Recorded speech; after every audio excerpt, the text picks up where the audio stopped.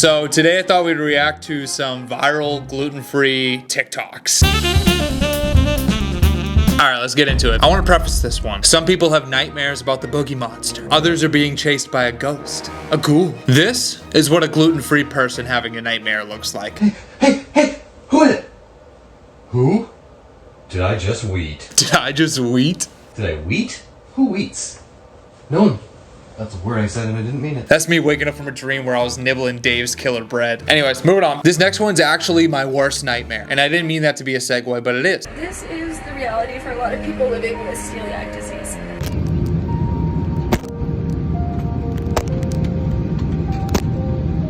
So I've been gluten-free for almost 10 years and I haven't eaten any, but I was told I was given a gluten-free croissant with my gluten-free airplane meal, and it turns out it wasn't, and I ate half of it, and I haven't really eaten any gluten since finding out I have celiac disease. If I have, it was by accident, it was trace amounts. So anyways, I'm in the bathroom right now, trying to make myself sick so that I can mitigate the symptoms, but I'm just trying not to have a panic attack. It just sucks that stuff can happen. I should have checked, double checked. It was on the train and it said gluten-free, but it didn't have this. So I feel so bad for her. I've never traveled abroad since being gluten-free, and I've never actually ordered food on a plane before. With domestic flights, I typically get by with like a protein bar or oatmeal. But honestly, this is something I'm concerned about because I'm going to Europe next year. When you're on a long flight like that, you gotta eat, and a lot of times you have to eat the meals on the plane. If you get gluten, you just have to live through that on a plane suspended in the sky. I feel so bad for this person, and my thoughts go out to her. It breaks my heart watching that video. But it seems like she's doing okay now. I just don't get why like airports and airlines are stuck in like the 1930s with food selection. Like you walk through an airport and there's literally zero options for someone who's gluten-free. It's really crazy. Unfortunately, I did not choose the gluten-free life. And to be honest, I don't know any sane person that would without medical necessity. But that should not have to mean that I need to eat bread that tastes like cardboard for the rest of my life. So I am on the hunt to find the best gluten-free bread out there and give you guys my honest thoughts and opinions on the ones I try along the way. Today I'm trying the Trader Joe's gluten-free multigrain bread. This was highly recommended by you guys, and it was $4.49 for 8 usable slices. Right off the bat, this was a rough start. Immediately it crumbled and was sticking together, which was disappointing for a bread that wasn't from the freezer aisle. To give it a fair shot, I toasted it and spread a thick layer of mayo. You gotta toast your gluten-free bread. There really isn't that many breads that you can't not toast and it'd be good.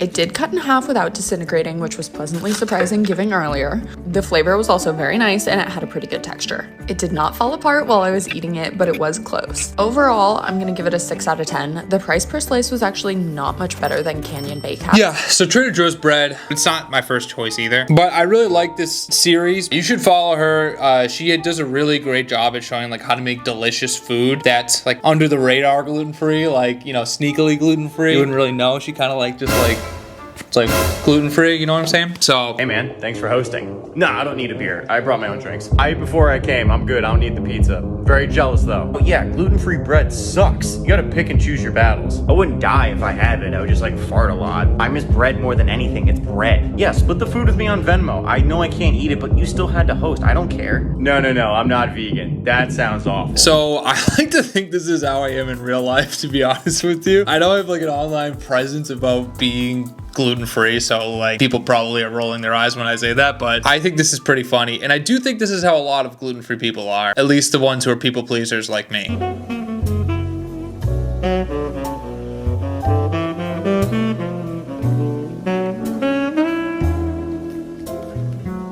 This is like just straight facts. Serena does this for me all the time. But when you're gluten-free, you're just used to things like being so subpar that when something's par or a little bit above par, you're so thrown off and nervous about it. And it always seems a little bit too good to be true. After 10 rounds of testing and half a pound of cinnamon, I bring you the best gluten-free cinnamon rolls. With our dough hook attachment, we're gonna add this Bob's Red Mill. I'm like so impressed. Like, how do people make this kind of stuff? But I love to watch these videos all the way through. Like really just dissecting every step along the way and taking mental notes, knowing damn well in the back of my head that there's not a chance that I'm ever making that ever. I just don't have the patience or the wit, the gall, the cooking ability. There's no way I could do this. So I don't know why I watched the whole thing through. Maybe one day I'll try to make this Probably not, but maybe. Okay, your pasta looks so good.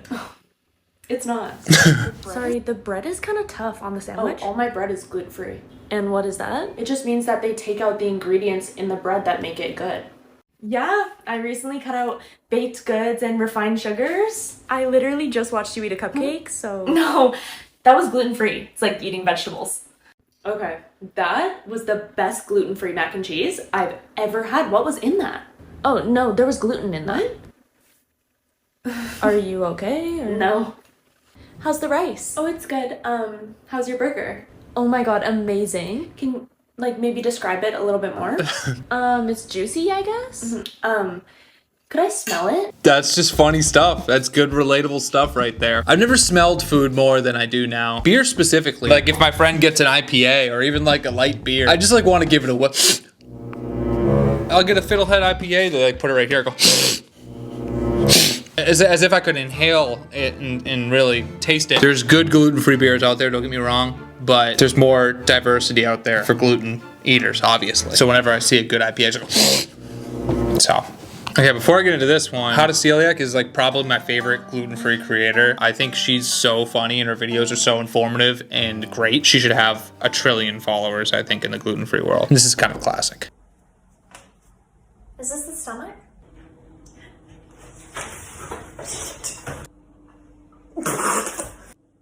Oh my god! What do we do? What do we do? We have to destroy everything! I haven't seen this one in a while. What the fuck? I'm so sorry. Please, I have a wife and 2 kids. You know what I'm doing? I love the villi just doing this. I never realized that. You, come here. Focus on me. Focus on me. Right, where are we at with bowel movements? I don't know. Do you want diarrhea or do you want constipation? Do both.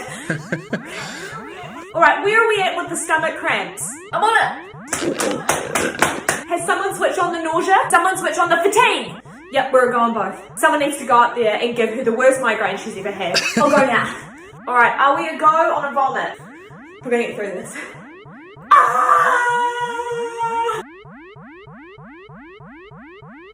I'm just imagining her neighbors. I always think of that. Like, I think my neighbors can hear me. That's 2 years old. That's crazy. That video is 2 years old. Just very, very, very funny. All right, so those are some gluten-free TikToks that I thought were interesting and I wanted to share. I got a part 2 coming soon. Subscribe and click the notification bell so you can watch that one too.